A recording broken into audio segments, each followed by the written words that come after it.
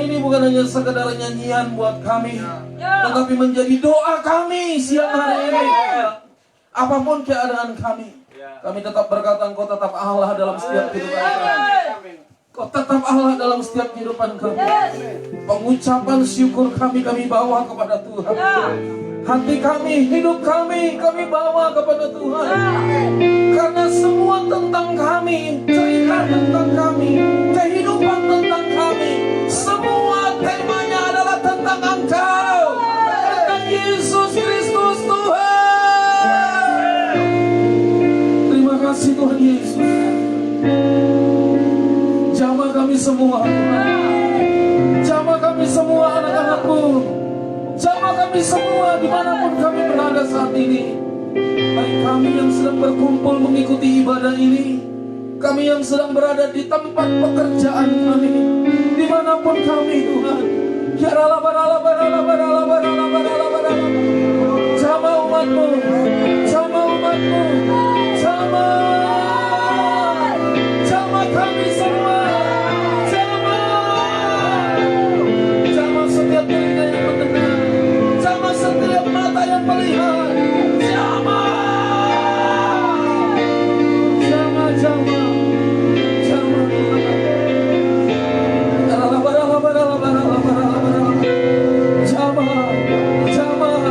Hadirat Tuhan mengalir atas kami, hadirat Tuhan mengalir atas kami, hadirat Tuhan mengalir atas kami. Waktu kami mendengar Kau berbicara, ada sesuatu yang baru yang kami rasakan, sesuatu yang baru di dalam nama Yesus Tuhan. Terima kasih Tuhan Yesus, terima kasih Tuhan, terima kasih Tuhan. Oh terima kasih Tuhan. Berkati umat-Mu, urapi kami semua, urapi anak-anak-Mu Tuhan. Kami akan duduk diam mendengarkan Engkau berbicara. Di dalam nama Tuhan Yesus Kristus kami berdoa. Yang percaya sama-sama kita katakan amin. Berikan tepuk tangan buat Tuhan kita. Yang percaya katakan amin. Yang percaya katakan amin. Hari ini kita akan sama-sama belajar tentang kebenaran firman Tuhan. Satu tema yang Tuhan berikan dalam hatiku, yaitu berbicara tentang kuasa salib Kristus.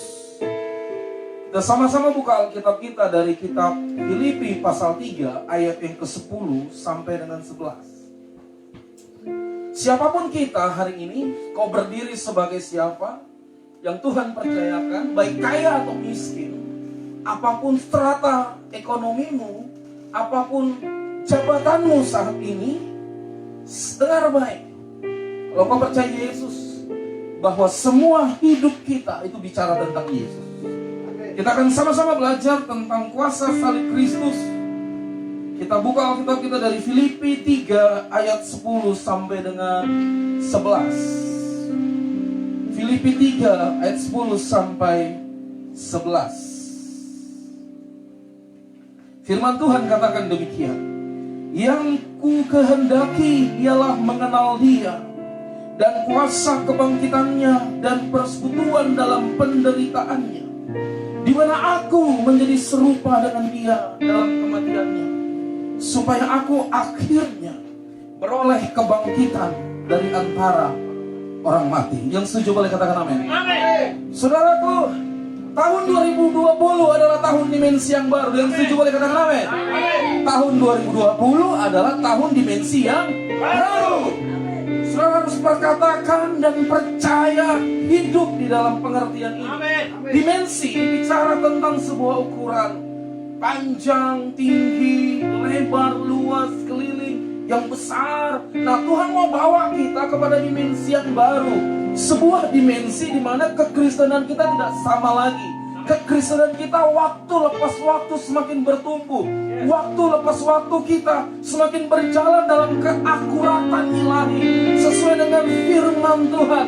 Firman Tuhan berkata dalam 1 Yohanes 2 ayat 6 berkata, barang siapa yang berkata ia hidup di dalam Dia, ia ada di dalam Yesus, maka ia wajib hidup sama seperti Kristus telah hidup. Yang percaya boleh katakan amin. Nah, Tuhan sedang bawa kita ke situ, saudaraku. Tidak ada yang sempurna, tapi kita belajar terus waktu lepas waktu.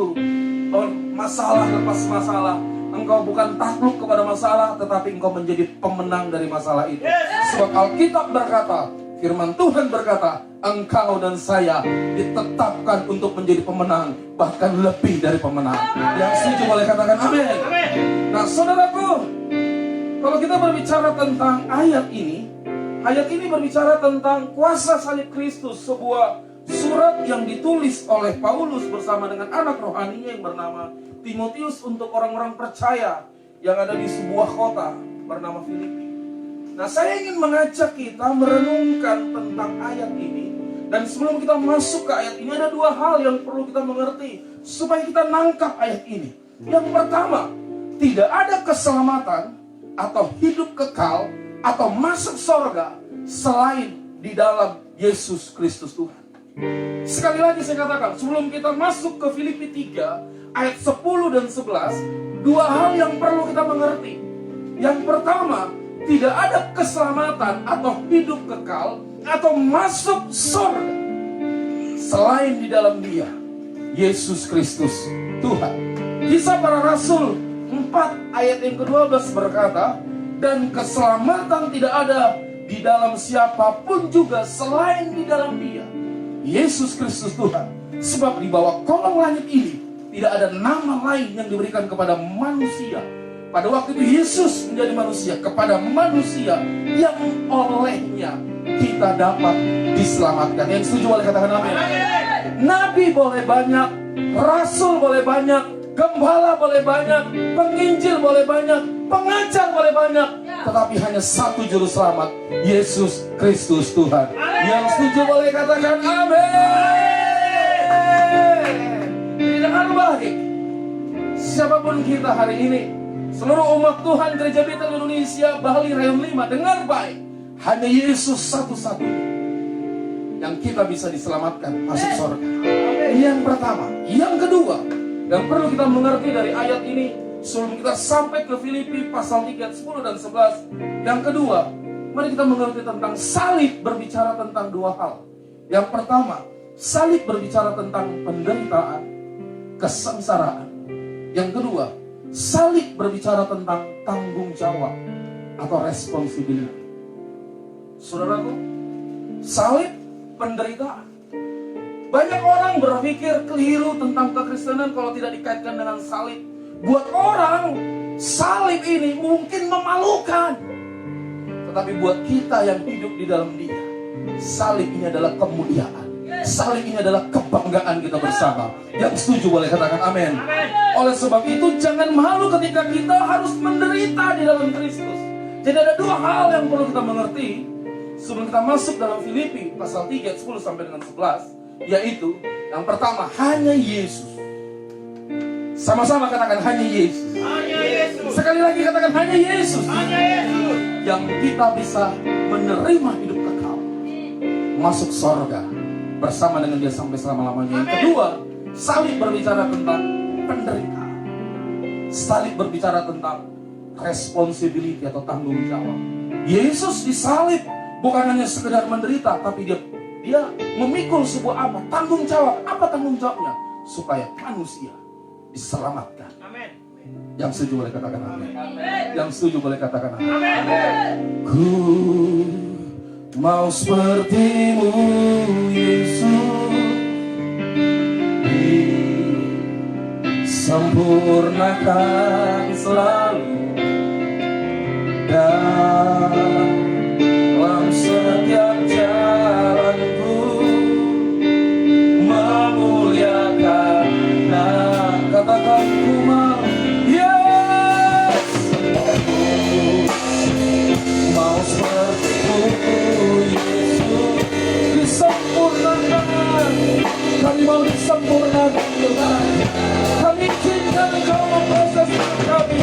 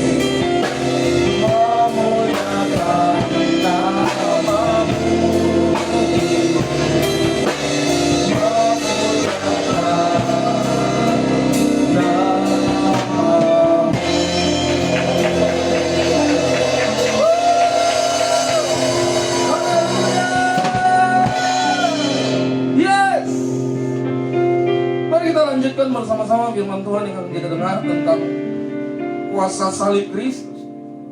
Ada 3 hal yang saya tuliskan, pengertian yang Roh Kudus berikan tentang Filipi pasal 3 ayat yang ke-10.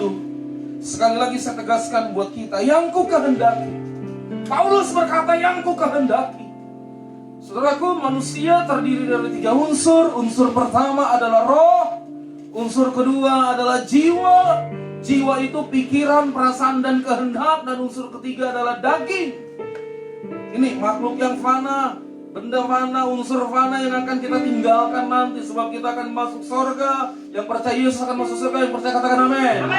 Ini akan kita tinggalkan dan kita akan menjadi tubuh kemuliaan. Saudaraku, Paulus berkata, yang ku kehendaki, yang ku ingini dengan kuat, ialah mengenal Dia dan kuasa kebangkitannya dan persekutuan dalam penderitaannya, di mana aku menjadi serupa dengan Dia dalam kematiannya, supaya aku akhirnya beroleh kebangkitan dari orang mati. Saudaraku, ada 3 hal yang saya tuliskan, yang Roh Kudus berikan pengertian tentang dimensi salib Kristus, supaya kita ngerti, ngalami kuasa salib Kristus. Yang pertama, dengar baik, Kristus mati untuk dosa-dosa kita. Saudara perlu tahu, Kristus mati untuk dosa-dosa kita. Dosaku, dosa saudara. Dosaku, dosa saudara. Pemberontakanku, pemberontakan saudara. Kekeras kepalaanku, kekeras kepala saudara. Pengkhianatanku, pengkhianatan saudara. Yesus mati untuk itu semua. Yesus mati untuk kejatuhan kita. Sekali lagi saya katakan, Yesus mati untuk kejatuhan kita. Jadi dengan kata lain, dimensi salib Kristus itu membuka tabir, membelah tabir yang selama ini terbentang jauh hubungan manusia dengan Allah. Waktu Yesus mati, Dia kasih jembatan kita kepada Tuhan. Itu sebabnya dikatakan dimensi salib Kristus. Kita perlu mengerti, Dia mati untuk kita. Kita sudah merayakan tentang Paskah. Yesus mati, Yesus bangkit. Kalau kita lihat khusus tahun ini, Tuhan izinkan kondisikan kita untuk Paskah di rumah sama-sama, beribadah sama-sama. Apakah itu tidak ada maksud? Punya maksud. Mungkin selama ini kita acuh dengan pengertian Paskah. Kita anggap enteng tentang Paskah. Tapi Tuhan mau kasih pembelajaran buat kita, bahwa Paskah tahun ini memang harus berbeda, harus membekas. Kalau engkau masih acuh, kemarin masih acuh, kemarin masih bungkam, tidak mau untuk berpikir maju, mengerti kehendak Tuhan, dengar baik. Yesus mati untuk dosa-dosamu, untuk pelanggaranmu. Dia mati untuk. Dia mati untuk. Ini yang pertama. Jangan pernah kau lupakan itu. Yang kedua, dari ayat ini Tuhan berbicara tentang kuasa salib Kristus. Yang kedua, kita mengalami kuasa persekutuan penderitaannya. Kita mengalami kuasa persekutuan penderitaannya, kematian Kristus. Apa itu yang dimaksud dengan kuasa kematian Kristus? Kalau saudara perhatikan dalam 1 Petrus 4 ayat yang ke-13. 1 Petrus 4 ayat yang ke-13. Alkitab berkata apa? Sebaliknya, bersukacitalah sesuai dengan bagian yang kamu dapat dalam penderitaan Kristus, supaya kamu juga beroleh bergembira dan bersukacita pada waktu Ia menyatakan kemuliaannya. 1 Petrus 4 ayat 1 dan 2. Jadi karena Kristus telah menderita penderitaan badani, kita tahu Dia dihina, Dia diperlakukan sangat tidak wajib. Kematian Yesus adalah sangat luar biasa. Kristus telah menderita penderitaan badani. Kamu pun harus juga mempersenjatai dirimu dengan pikiran yang demikian. Karena barang siapa telah menderita penderitaan badani, ia telah berhenti berbuat dosa. Perhatikan ini. Barang siapa yang telah menderita penderitaan badani, ia telah berhenti berbuat dosa, supaya waktu yang sisa jangan kamu pergunakan menurut keinginan manusia, tetapi menurut keinginan kehendak Allah. Dengar baik. Suatu ketika Yesus lagi sedang mengajar. Alkitab menuliskan dalam Markus pasal yang ke-8 ayat yang ke-34. Dia berkata kepada para murid dan orang banyak. Kalau saya boleh kasih pengertian, murid ini bicara tentang para pendeta, para rohaniwan, para pelayan Tuhan, para hamba-hamba Tuhan. Itu murid. Dan orang banyak bicara tentang jemaat yang ngikut. Hari Minggu ya sudah. Saudaraku, apa yang dikatakan Yesus? Dia berkata dalam Markus 8 ayat 34. Firman Tuhan berkata, lalu Yesus memanggil orang banyak dan murid-muridnya dan berkata kepada mereka, setiap orang yang mau mengikut aku, ia harus menyangkal dirinya. Yang pertama, menyangkal diri, memikul salib. Tadi saya jelaskan di depan, salib bicara tentang penderitaan. Penderitaan yang bagaimana? Waktu kita jatuh dalam dosa, waktu manusia pertama jatuh dalam dosa, nature dosa, sifat alam dari dosa itu ada pada kita. Mari kita cek, mari kita tes. Waktu kamu disakiti, kecenderungan hati kita, kecenderungan pikiran kita lebih banyak condong untuk balas nyakiti. Betul? Ya. Itu yang terjadi, saudaraku. Nah, dengan kata lain, kita perlu harus mengalami penderitaan. Apa itu nahan diri? Apa itu mengampuni? Apa itu mendoakan orang yang menyakitimu? Ya. Itu yang Tuhan maksud. Yesus pernah berkata dalam sebuah firman Tuhan waktu dia mengajar dalam Matius pasal yang ke-6, dia berkata apa? Mata ganti mata, gigi ganti gigi. Tetapi aku memberitahukan kepadamu, apabila ada yang datang meminta bajumu, berikan jubahmu. Apabila ada yang datang kepadamu untuk meminta berjalan kepadanya sebanyak 1 mil, berjalan bersama dengan dia 2 mil. Amen. Itu yang Tuhan mau. Dan ditutup kalimat ini, Yesus berkata apa? Haruslah kamu sempurna, sama seperti Bapa di sorga adalah sempurna. Makanya firman Tuhan dengan jelas berkata tadi dalam 1 Petrus pasal yang ke-4 ayat yang kedua, kalau kita sedang mengalami penderitaan daging, rasanya gak enak bangun pagi untuk berdoa. Mungkin kita selama ini tidak terbiasa, tapi Tuhan bilang, latih dirimu. Rasanya kita lebih suka selama ini. Kalau Tuhan katakan mari datang mendekat kepadaku, beribadah kepadaku. Selama ini kita mungkin lebih banyak untuk hidup untuk kebutuhan kita. Kita bekerja, kita cari uang sebebas-bebasnya, lalu kita menghabiskan waktu untuk kita. Tapi hari-hari ini Tuhan mau berbicara kepada kita. Latih dirimu, alami penderitaan. Setiap orang punya salib, responsibility. Saya punya salib saya sendiri. Salib saya nggak bisa dipikul oleh yang lain, tapi saya harus pikul. Istri saya punya salib sendiri, punya tanggung jawab, punya penderitaan sendiri. Dia yang harus pikul itu, saya nggak bisa pikul itu. Tidak ada satu orang pun yang bisa memikul salib Kristus. Hanya Yesus satu-satunya yang bisa pikul, saudara. Semua manusia, nabi pun tidak bisa pikul salib Kristus. Hanya Yesus Kristus yang bisa pikul itu. Dan kita juga punya itu. Nah, kalau kita dikasih tanggung jawab, responsibility sebagai kepala keluarga. Kalau kau kepala keluarga, apa salibmu? Apa responsibilitymu? Kau bertanggung jawab untuk anakmu, untuk istrimu, membawa mereka kepada Tuhan. Ajar mereka, didik mereka, doakan mereka, arahkan mereka, tegur mereka, untuk mereka berjalan dalam terang Tuhan. Kalau engkau dipercayakan orang-orang yang ada di rumahmu, ajar mereka untuk hidup sesuai dengan imanmu. Setiap orang yang datang di rumahmu demikian juga.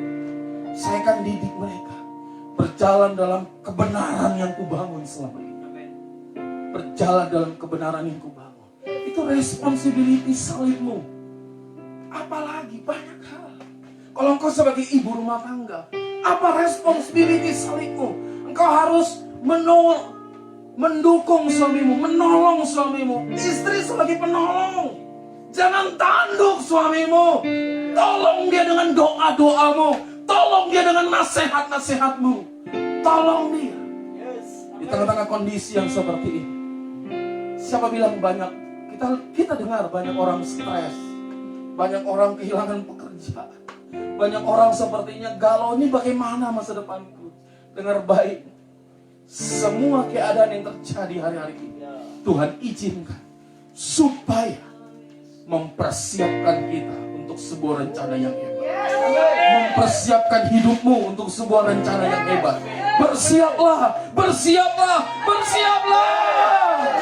Oleh sebab itu jangan kalah dengan masalah. Itu adalah perjalanan salibmu. Kalau punya masalah, menanglah dengan masalahmu. Menang. Oleh sebab itu saya berkatakan, bangkit dan jadi pemenang. Bangkit dan jadi pemenang. Bangkit. Jangan lari. Banyak orang lari dari masalah. Ditegur marah lari. Saudaraku, Alkitab menubuatkan dalam kitab Amos akan terjadi sebuah masa kelaparan.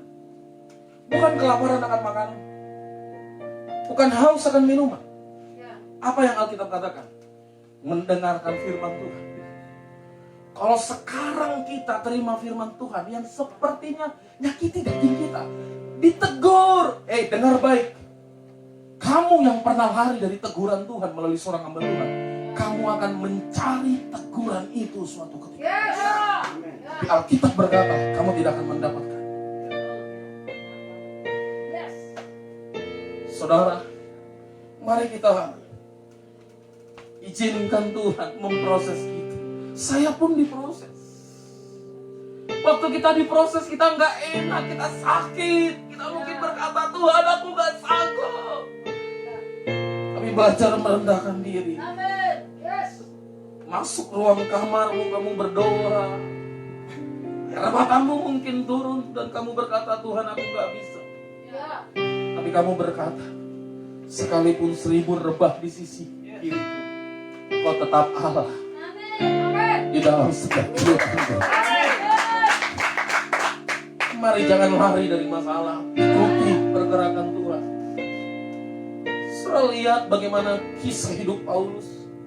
Saudara lihat bagaimana kisah Daniel. Saudara lihat kisah para nabi, teladan-teladan, sampai yang terakhir kisah yang lebih mulia, teladan yang luar biasa, Yesus Kristus.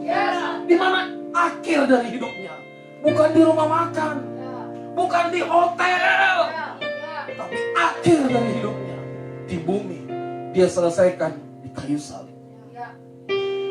Salib adalah kemuliaan. Salib adalah kemenangan buat kita. Jangan lari dari persoalan hidupmu. Berjalan terus bersama dengan Dia sampai selama-lamanya. Yang setuju boleh katakan amin. Yang setuju boleh katakan amin. Ku mau seperti-Mu Yesus, sempurnakan selalu dalam setiap jalanku, memuliakan. Ku mau seperti-Mu Yesus. Oh, mau seperti-Mu Yesus, sempurnakan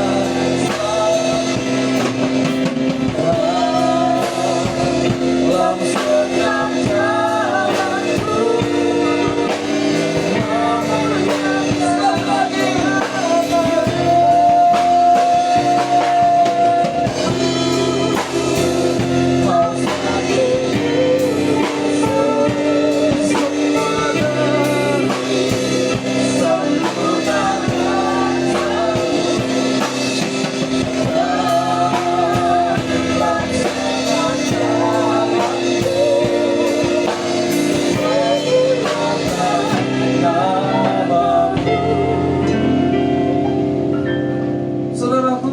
yang pertama itu pondasinya, maka yang kedua ini seperti bangunan, ini tiangnya, saudara. Penderitaan itu memang harus kita alami. Harus kita alami. Saudara tahu kenapa Stefanus bisa tersenyum ketika dia dilempari pakai batu? Dan dia berkata, aku melihat anak domba Allah duduk di sebelah kanan tahta Allah Bapa. Dilempar batu bukan seperti dilempar kue atau apa. Bukan. Pernah bayangkan kau dicubit? Sakit. Tapi Stefanus tersenyum dan bersuka cita ketika dia mengalami penderitaan itu. Saudara, semua kita punya penderitaan masing-masing. Untuk kamu sedang diproses Tuhan, jangan marah. Untuk kamu sedang diproses Tuhan, jangan salahkan orang lain. Jangan salahkan keadaan. Jangan bersungut-sungut. Tetapi firman Tuhan tadi yang kita baca dalam 1 Petrus pasal yang keempat, bersukacitalah, bergembiralah pada waktu engkau dalam penderitaan badan. Supaya apa? Supaya kita tidak menghabiskan waktu yang sia-sia lagi. Mari kita baca sekali lagi supaya kita lebih tangkap apa yang dikatakan oleh firman Tuhan. Alkitab berkata dalam 1 Petrus 4 ayat yang kedua, karena barang siapa telah menderita penderitaan badani, ia telah berhenti berbuat dosa. Apa maksudnya kita mengalami penderitaan badani tadi?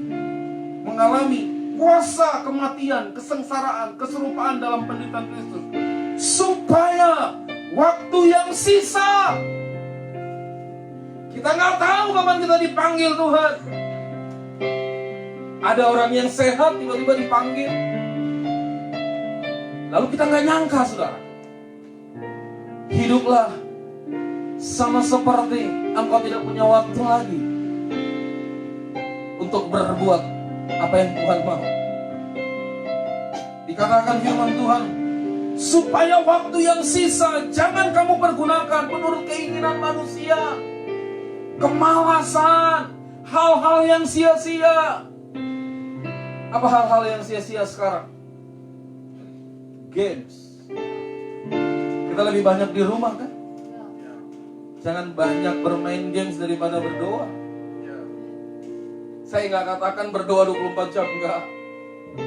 Ada waktunya masak, ada waktunya begini, ada waktunya begitu. Segala sesuatu kan ada waktunya. Tapi coba mari kita pikirkan, berapa lama kita membuang waktu yang sia-sia selama 1 bulan terakhir ini kita di rumah. Lebih lanjut lagi, tetapi menurut kehendak Allah. Efesus 5 ayat 15 sampai dengan 17 berkata, mari kita jangan bodoh tetapi bijak. Bodoh bukan berbicara tentang seseorang yang tidak punya kualitas pendidikan secara formal. Bukan. Bodoh itu tahu firman tapi tidak melakukannya. Tahu. Saya berdoa tidak ada di antara kita yang dengar firman Tuhan hari ini kita bodoh. Tapi kita bijak. Tahu firman, melakukan. Waktu kamu disakiti, tahu firman Tuhan, ampuni aja. Enak, nggak enak. Siapa bilang enak mengampuni? Tapi mari kita belajar untuk mengampuni. Yang setuju oleh kata-kata. Yang ketiga, yang terakhir yang Tuhan berikan kepada pengertian tentang kuasa salib Kristus, yang ketiga, kita mengalami kuasa kebangkitan Kristus. Wow, apa maksudnya kita mengalami kuasa kebangkitan Kristus? Saya bacakan beberapa ayat firman Tuhan, tangkap baik-baik. Saya mulai dari Yesaya pasal 53 ayat yang kelima. Yesaya 53 ayat yang kelima. Apa yang firman Tuhan katakan? Tetapi dia tertikam oleh karena pemberontakan kita. Dia diremukkan oleh karena kejahatan kita. Ganjaran yang mendatangkan keselamatan bagi kita ditimpakan kepadanya. Dan oleh bilur-bilurnya kita menjadi sembuh. Amin. Lebih lanjut lagi saya baca 1 Petrus 2 ayat 24. 2 ayat 24, kitab 1 Petrus.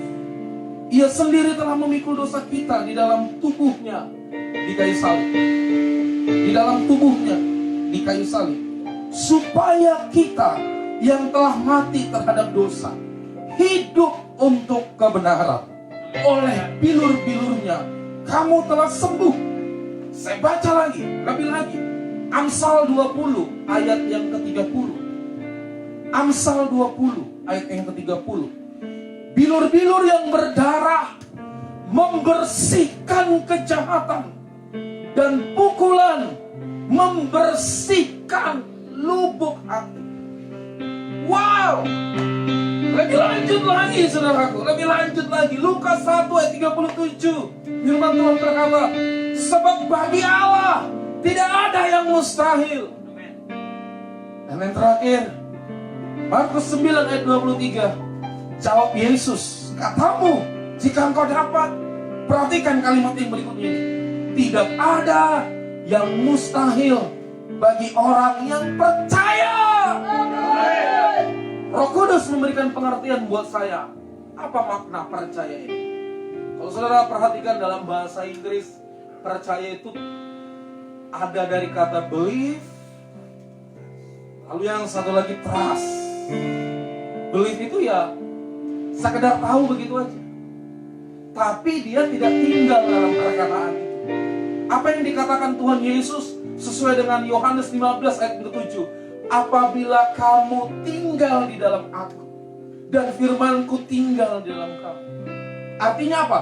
Kalau kita tinggal di dalam Yesus, kita percaya, kita mengakui. Cukup sampai di situ? Enggak. Firman itu tinggal di dalam kita. Artinya apa? Cara berpikirmu firman, cara melihatmu firman, cara mendengarmu firman, cara merogoh kantong, apapun itu, belanjakan uangmu itu cara firman. Segala sesuatu pada firman. Firman tinggal dalam kita. Apa-apa firman. Apa yang dikatakan Tuhan Yesus? Mintalah apa saja yang kamu kehendaki, maka kamu akan menerimanya. Yang saya terima bicara tentang kuasa kebangkitan Yesus. Artinya apa? Waktu kamu sudah mati di dalam penderitaan daging, kamu diproses oleh Tuhan. Kamu mengalami janji-janji Tuhan. Apa yang Tuhan? Kesembuhan, kesehatan, kekuatan, pengurapan, keselamatan, kesembuhan. Semua Tuhan kasih di dalam hidupmu. Pegang itu, percaya itu, percaya itu, percaya itu, percaya. Yang pertama tadi, Yesus mati untuk dosa-dosa kita. Yang kedua, kita mengalami kuasa kematian Kristus. Kita serupa dalam penderitaan.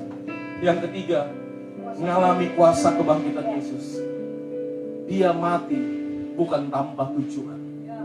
Dia mati supaya kamu punya otoritas. Dia mati supaya kita punya identitas. Terserah orang di luar sana ngomongin apa tentang kamu, tetapi Yesus berkata, kalau kamu percaya dan tinggal di dalam aku dan firmanku, apa kata Yesus? Kamu adalah ciptaan baru. Kamu berharga dan mulia. Kamu serupa dengan gambaranku. Kamu orangnya, kamu orangnya, kamu orangnya. Jadi jangan pernah percaya yang lain. Dengar apa firman Tuhan. Jadi 3 kuasa salib Kristus. Yesus mati buat dosa-dosa kita. Lalu kita mati meninggalkan dosa. Lalu kita mengalami kuasa kebangkitan Kristus. Apa? Keselamatan kita, pengurapan. Engkau diberikan kuasa, kuasa, kuasa, kuasa, kuasa.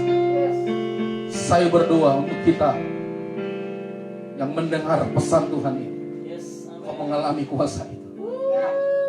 Boleh pejamkan matamu sebentar.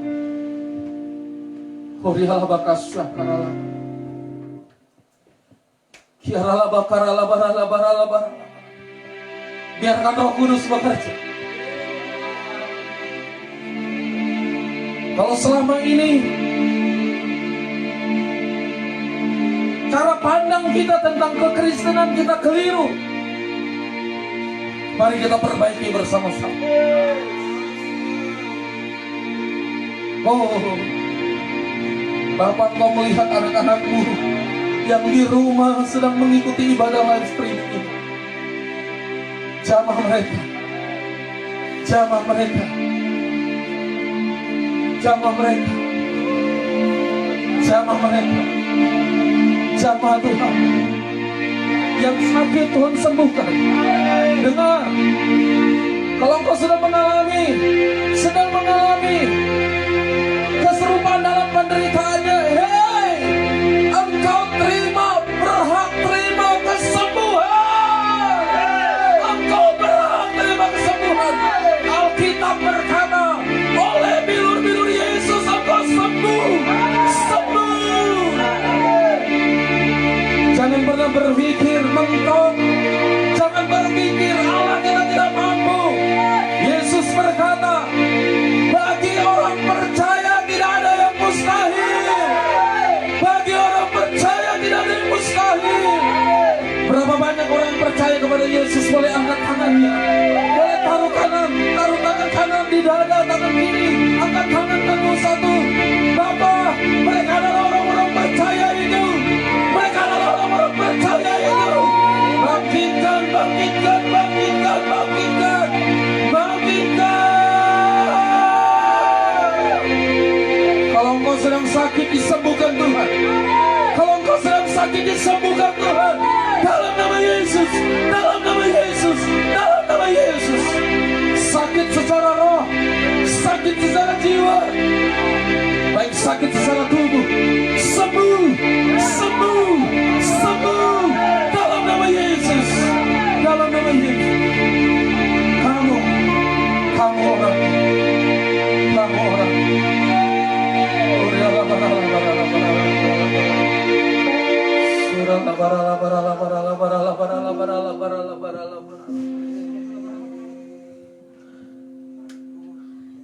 Terima kasih Tuhan. Bapakku, ajar segala rancangan Tuhanku, heran perbuatanmu. Engkau sanggup mengadakan segala yang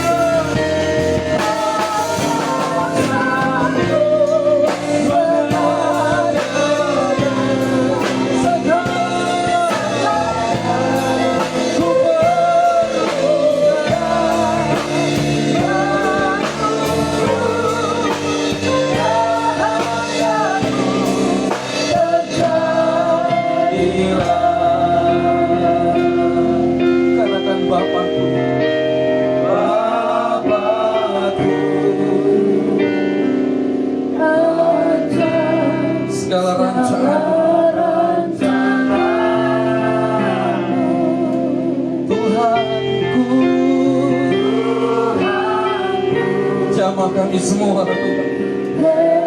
Jamah kami yang ada di studio ini. Jamah anak-anakmu yang ada di rumah. Haleluya.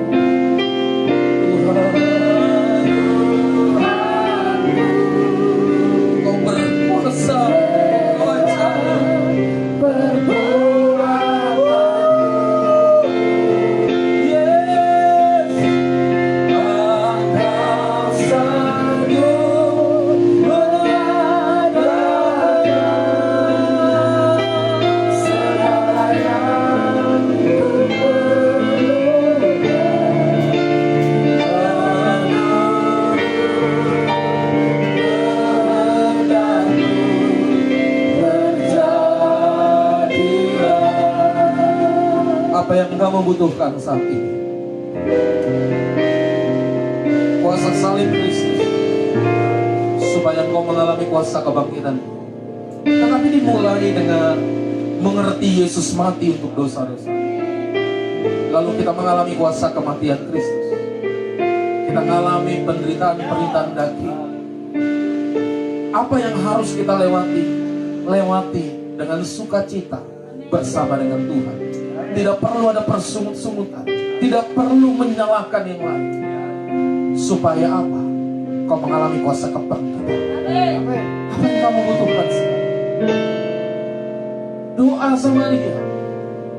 Alkitab berkata dalam Filipi 4 ayat 19, Allahku akan memenuhi segala keperluanmu menurut kekayaan.